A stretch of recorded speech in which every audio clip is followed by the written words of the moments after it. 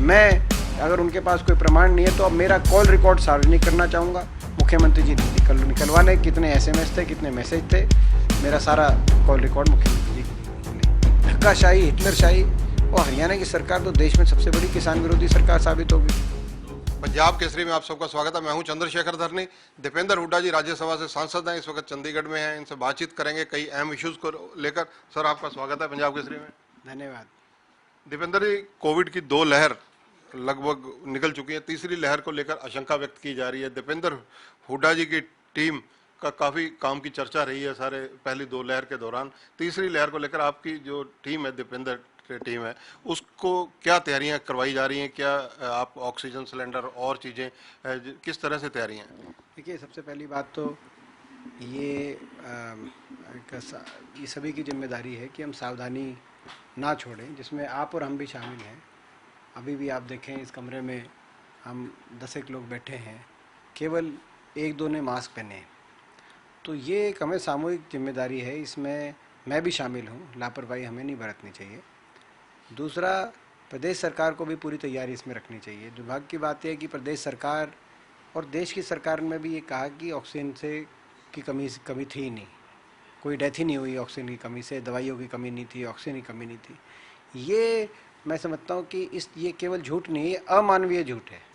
क्योंकि उन परिवारों को क्या जवाब दें जो दर दर की ठोकरें खा रहे थे उस समय अस्पतालों में, जो है एडमिशन के लिए, फिर ऑक्सीजन सिलेंडर के लिए, जिन्होंने करा के ऑक्सीजन की कमी और दवाइयों की कमी से अपने किसी नियर एंड डियर को जो है खो दिया, उन परिवारों को के जख्मों को कुरेदने का काम, ये कह के केवल सरकारी दावा जो लोगों ने भुगता है और एक सरकार ने दावा किया है, उसमें बहुत फ़र्क है। मुख्यमंत्री जी ने कहा ऑक्सीजन की कोई डेथ नहीं हुई और इसका कोई प्रमाण नहीं मिला, तो मैं प्रमाण के तौर पे अपना कॉल रिकॉर्ड सार्वजनिक करना चाहूँगा।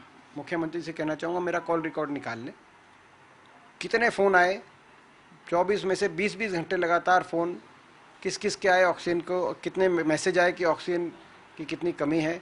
अस्पतालों के, सरकारी अस्पतालों के, PGI Rohtak, Khanpur medical college, ESI Faridabad, Agroha Hisar, सरकारी कल्पना चावला करनाल, सरकारी मेडिकल कॉलेज में के जो मैनेजमेंट थे, जो डायरेक्टर थे, प्रबंधक थे, या इवन प्राइवेट, बहुत से प्राइवेट, मेदांता से लेके आर्टिमिस से लेके छोटे जो है शहरों में छोटे अस्पतालों तक, क्योंकि हम सबके पास फ़ोन कर रहे थे दाखिलों के लिए, उनके फ़ोन आए कि जी आप जो है हमारे लिए ऑक्सीजन का इंतजाम कराएं, ऑक्सीजन नहीं है।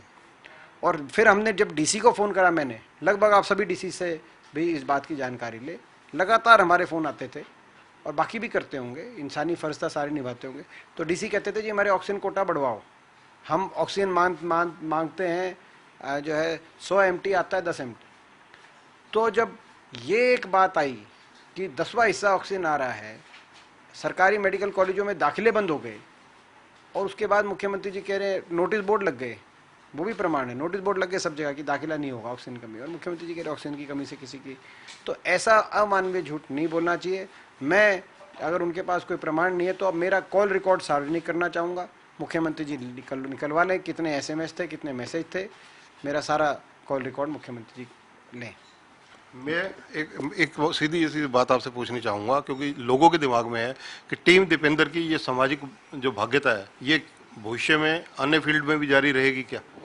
नहीं रहेगी, ये पहले से हम जो है ये लगभग जो है 8-10 साल पहले ये टीम का गठन हुआ था, और कुछ लाइक माइंडेड कुछ दोस्तों ने ये केवल एक नॉन पॉलिटिकल एक्टिविटीज़ में किस तरीके से हम समाज के लिए कुछ कर पाए, उस भावना से कुछ लोग ये आपस में जुड़े थे, हमारे कुछ साथी, और उन्होंने काफ़ी जितना हो सकता है उन्होंने प्रयास किया।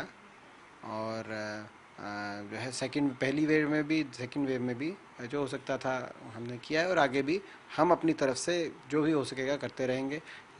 केवल जो है कोविड तक ही ये सीमित नहीं है, ये नॉन पॉलिटिकल एक्टिविटीज़ में समाज के लिए हमारी टीम सक्रिय हमेशा रहती है। देवेंद्र जी, किसानों का आंदोलन लगभग 10 माह से सरकार के साथ वार्ताओं के दौर बंद है। पहले जो 12-13 वार्ताएं हुई, उनका कोई परिणाम नहीं निकले, किसान आज भी सड़कों पर हैं।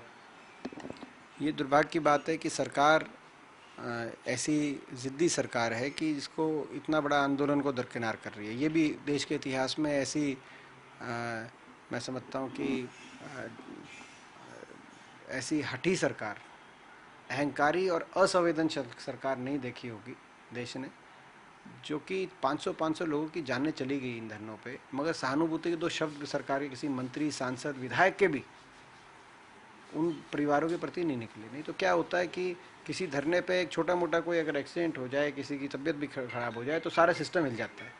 अपने किसी के हल्के में कोई डेथ हो जाए, सुख दुख कोई एक्सीडेंट हो जाए, तो विधायक सांसद तो केवल संवेदना नहीं प्रकट करते, जाके सुख दुख में शामिल रहते हैं। यहाँ पे इन किसानों ने 500 जानें कुर्बान हो गई, मगर वो सहानुभूति के दो शब्द भी उनके मुंह से नहीं निकले। तो ऐसा लगता है कि बीजेपी में सांसद और विधायक बनने के लिए आपको इंसानियत त्यागनी पड़ेगी। अब तो ऐसा दिखाई देता है, ये जो इस तरह से जो चल रही है सरकार। इसका हल क्या है आपके जहन में, क्या हल होना चाहिए इसका? इसका हल यही है कि सावधानी, जब निजी क्षेत्र को लाया जाए, जब प्राइवेट इन्वेस्टमेंट को फसल खरीद जैसे एक मूल विषय पे लाया जाए, तो उसमें नियम बड़े शुरू से ही सख्ती से निर्धारित किए जाएं, ताकि शोषण ना हो, ना किसान का ना ग्राहक का। और इसीलिए अब जो है सरकार किसानों को बुलाए, कौन सा विश्वास में ले, और इन तीनों कानूनों को निरस्त करे, वापस ले। और अगर प्राइवेट प्लेयर्स को लाना चाहती है प्रोक्योरमेंट में, तो नए सिरे से एक बिल का मसौदा तैयार किया जाए, जिसमें न्यूनतम समर्थन मूल्य एमएसपी की गारंटी और बाध्यता और उस पे उसके उल्लंघन पे कानूनी कार्रवाई, सारी चीज़ें पहले से तय हों, ताकि जो है ताकि जो भी संशय हैं वो दूर हो सके। और उसके बाद उस बिल को दोबारा संसद में लाएं, स्टैंडिंग कमेटी में भेजें, और स्टैंडिंग कमेटी सभी किसान संगठनों को आमंत्रित करे, उनसे सारे विचार ले, और एक ब्रॉड कंसेंसस, क्योंकि कृषि क्षेत्र में इतना बड़ा आप कोई कदम उठाना चाहते हैं, तो एक ब्रॉड कंसेंसस बनना बहुत महत्वपूर्ण है। सब की सहमति से उसके बाद उसको आगे बिल को पारित किया। देवेंद्र जी, बीजेपी शुरू से कांग्रेस पर अटैक करती रही है कि इस आंदोलन को कांग्रेस भड़का रही है, लेकिन अभी लेटेस्ट एक बयान 2 दिन पहले पंजाब केसरी से बातचीत करते हुए चौधरी वीरेंद्र सिंह, केंद्रीय मंत्री रहे हैं, उन्होंने कहा है कि जो किसानों की मुखालफत करेगा, किसानों की बात नहीं मानेगा, उसे भविष्य में सत्ता में आने में दिक्कत रहेगी। उनके ये राजनीतिक बयान बहुत मायने रखते हैं, आपका क्या मानना है? मैं उनके बयान से सहमत हूँ, उनके बयान से सहमत हूँ। और जो है ने जो बात की है वो धरातल की बात करी। जो भी कोई सरकार अगर अपने देश और प्रदेश के किसान को निशाने पे रख के चलेगी, धक्काशाही, हिटलरशाही, और हरियाणा की सरकार तो देश में सबसे बड़ी किसान विरोधी सरकार साबित होगी। किसी और प्रदेश के अंदर किसान पे इतना अटैक नहीं हुआ बल द्वारा, जितना हरियाणा में। कहीं लाठीचार्ज, कहीं पानी की बौछारें, कहीं आंसू गैस के गोले, कहीं बैरिकेड, सारे धरने हरियाणा में ही क्यों? दिल्ली में जाना चाहते थे किसान, हरियाणा में बैठने तो चला नहीं था। ना पंजाब में किसान पे बल प्रयोग हुआ, ना यूपी में बल प्रयोग हुआ, ना राजस्थान में हुआ, ना दिल्ली में हुआ। कि हरियाणा प्रदेश में ही क्यों? ये हरियाणा प्रदेश ही क्यों एक प्रयोगशाला बनी है कि किसान पे बल प्रयोग किया जाए, किसान की आवाज़ को कुचला जाए? हरियाणा को इस तरह की प्रयोगशाला नहीं बनने देंगे। पर देवेंद्र जी, एक चीज़ तो है, प्रयोगशाला का आप जिक्र कर रहे हैं, राजनीतिक रूप से अगर अध्ययन किया जाए तो पंजाब है, राजस्थान है, आसपास के राज्य हैं, वहाँ पर कांग्रेस की जो आपस की गुटबाजी और जो सारी चीज़ें नज़र आ रही हैं। लेकिन 2 दिन पहले जो लंच डिप्लोमेसी हुई, उसमें सारे गुट कांग्रेस के अंदर एकजुट आपके यही निवास स्थान पर नजर आए। इसको क्या माना जाए? इसको यही माना जाए कि एक बहुत अच्छा संदेश चौधरी भूपेंद्र सिंह हुड्डा जी के नेतृत्व में गया है। उन्होंने अच्छी पहल करी, नेता प्रतिपक्ष हैं प्रदेश के, और उन्होंने एक अच्छी पहल करी कि देखिए, कांग्रेस पार्टी, हम सभी एक जिम्मेदार विपक्ष की आज भूमिका में है। प्रदेश के अंदर आज एक बड़ी जिम्मेदारी हम पे है, ऐसे में जब प्रदेश सरकार पूर्णतः विफल हो गई है। प्रदेश सरकार से हर वर्ग त्रस्त है, किसान आंदोलित है, गरीब आदमी महंगाई और बेरोजगारी की मार के चपेटे में है, छोटे व्यापारी का आर्थिक मंदी से जो है छोटे व्यापारी आज बहुत परेशानी में हैं और कर्मचारी लगातार संघर्ष कर रहे हैं। नौजवान देश में सबसे ज़्यादा बेरोजगारी दर झेल रहे हैं, तो आम जनता देश में सबसे ज़्यादा अपराध के प्रदेश में आज चैन की सांस लेना मुश्किल हो रहा है। ऐसे में जब सारे वर्ग त्रस्त हों, सरकार विफल हो, तो जिम्मेदारी विपक्ष की होती है एक सकारात्मक भूमिका निभाए। और उसमें एक संदेश ये अच्छा गया कि कांग्रेस पार्टी अपनी विचारधारा को लेके हम लोग एकजुट हैं। संगठनात्मक विषयों पे अलग अलग मत हो सकते हैं, ये किसी भी प्रजातांत्रिक पार्टी में रहता है, मगर विचारधारा को लेकर मनभेद नहीं है। हरियाणा में सकारात्मक बदलाव लाने के विषय को लेकर हम सब एक हैं। नकल को लेकर सरकार ने कानून बनाए हैं, पेपर लीकेज को लेकर सरकार ने गंभीरता दिखाने की जो पहल विधानसभा के पटल पर की है, उस पर आपका दृष्टिकोण क्या है?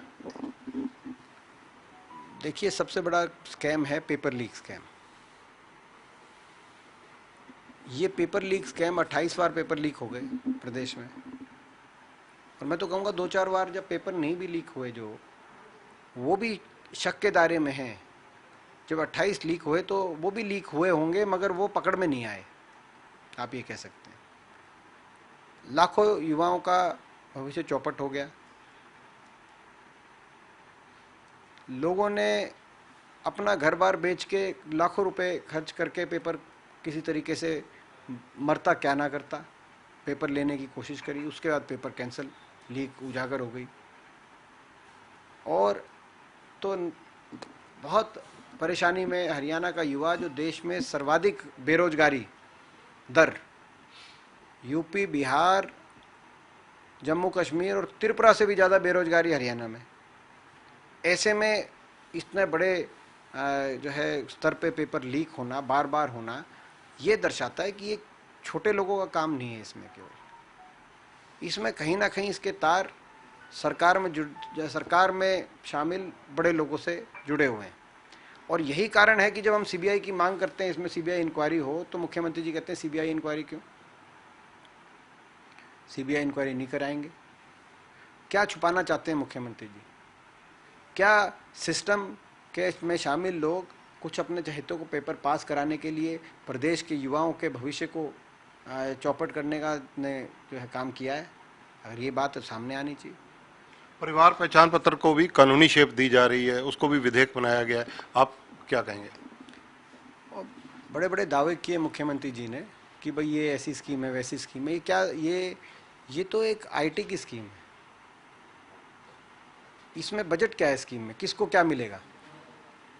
ये तो एक आईटी की स्कीम है। आधार की जब योजना आई थी, तब भाजपा सबसे खिलाफ विरोध में थी। बाद में उन्होंने आधार की स्कीम को भी जो है सही बताने का काम किया। तो ये मैं समझता हूँ केवल एक आईटी की स्कीम है, जो एक स्वाभाविक प्रोसेस है। दीपेंद्र जी, हरियाणा सरकार के यानी मनोहर लाल पार्ट 1 और पार्ट 2 को कैलकुलेट कर लिया जाए तो 2500 दिन पूरे होने जा रहे हैं 30 तारीख को, और सरकार निसंदेह अपने अपने अंदाज से उस चीज़ को बयां भी करेगी, लोगों में ले जाएगी। आप सरकार के मनोहर पार्ट 1 और पार्ट 2 को कैलकुलेट कर क्या कहेंगे? असंभव को संभव कर दिखाया है, असंभव को संभव। दिल्ली के 3 तरफ हरियाणा। 2014 में इन्वेस्टमेंट रेट में सबसे number 1 Haryana, per capita income में, ग्रोथ रेट में। आज हरियाणा के अंदर देश में सबसे ज़्यादा बेरोजगारी लाना असंभव था, क्योंकि दिल्ली के 3 तरफ हम हैं। यूपी, बिहार, पश्चिम बंगाल, त्रिपुरा, अंडमान निकोबार, जम्मू कश्मीर से ज़्यादा बेरोजगारी हरियाणा में। ये एक असंभव कार्य करके सरकार ने दिखाया है। ये दिखाता है कि सरकार की जो अप्रोच रही है वो कितनी, ना इन्वेस्टमेंट आई, ना कोई डेवलपमेंट के बड़े प्रोजेक्ट आए, कोई सोच ही नहीं रही। घोटाले पे घोटाले, हर क्षेत्र में घोटाले, माइनिंग से लेकर, शराब से लेकर, पेपर लीक घोटाले से लेकर, गुड़गांव के अंदर मेट्रो का रूट बदलने से लेकर, ग्वालपाड़ी से लेकर, फरीदाबाद नगर निगम से लेकर, घोटाले पे घोटाले, खुली छूट। इनके जो मंत्री संतरी सारे प्रदेश को बेरोजगारी की गर्त में धकेलने का काम किया। प्रदेश के युवा का भविष्य चौपट। अपराध दर में आज नीति आयोग बताता है कि झारखंड के बाद दूसरे नंबर पे हरियाणा आ गया, जो नीति आयोग की रिपोर्ट आई। हरियाणा में अपराध दर भी देश में से आगे इतना लाना, ये भी एक असंभव कार्य था। बहुत से असंभव कार्यों को इन्होंने संभव करके दिखाया है। और प्रचार, कभी 2500 दिन पकड़ लेते हैं, कभी कितने महीने हो गए वो पकड़ लेते हैं, कभी जो है अनाज जो बांटने की जो एक राशन की प्रणाली जो है, जो दशकों से चली आ रही है, उसमें हमारे समय दाल रोटी योजना के तहत तेल, चीनी, दाल का जो है सभी का वो था, वो सारी काट के तेल वगैरह बंद करके और उसमें अपनी फ़ोटो छपवा के जो है अपना बस्तों में बंटवाने की कोशिश करते हैं। तो ये प्रचार, सरकार प्रचार तो कर रही है, मगर धरातल पे स्थिति ये है कि आज जो है मुख्यमंत्री जी, उप मुख्यमंत्री जी और इनके बहुत से तमाम मंत्री अपने हलकों में जाने से कतरा रहे हैं।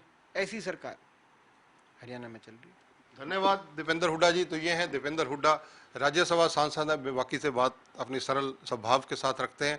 इनका कहना है, कांग्रेस के बारे में भी इन्होंने बड़ी सहजता से एक बात कही कि कांग्रेस के अंदर मनभेद नहीं है, मतभेद तो वैचारिक रूप से हो सकते हैं।